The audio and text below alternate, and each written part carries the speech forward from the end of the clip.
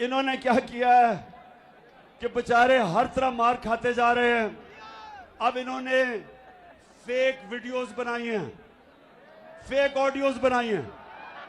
Audio तो खैर जो शहबाज शरीफ की बाहर आई है प्राइम मिनिस्टर हाउस की, ये तो एक मुल्क के लिए तफ्तीश सारे मुल्क के लिए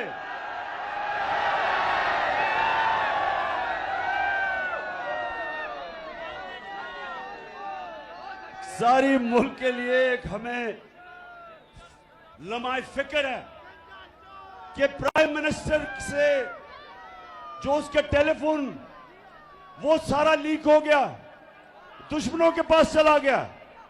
मैं अपनी इंटेलिजेंस एजेंसी से आज पूछता हूं कि जनाब आपका काम है, ये आपका काम है प्राइम मिनिस्टर ऑफिस को सिक्योर करना। अगर प्राइम मिनिस्टर के ऑफिस से सारी चीजें लीक हो रही हैं तो जिम्मेदारी आपकी है।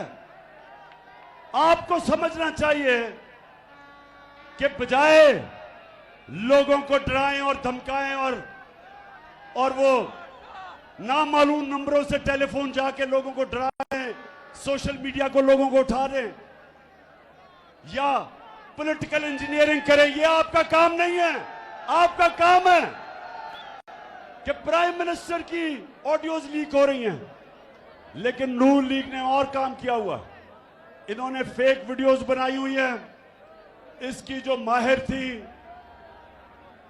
झूठों की पीएचडी मरियम, उसने बनाई हुई हैं। तो मैं आपको बताता हूं कि फेक वीडियो होती क्या, जरा ये एक दफा देख लें। नवाज शरीफ से पूछो, जिसने पाकिस्तान को तमाशा बना के रख दिया है दुनिया में। बोलो, मैं सच कह रहा हूं ना?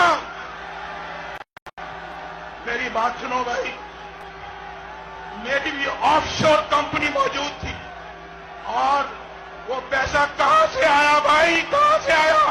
नवाज शरीफ, तुम दूसरों पे तोहमतें लगाते हो। नवाज शरीफ, तुम सबसे बड़े करप्ट आदमी हो, करप्ट।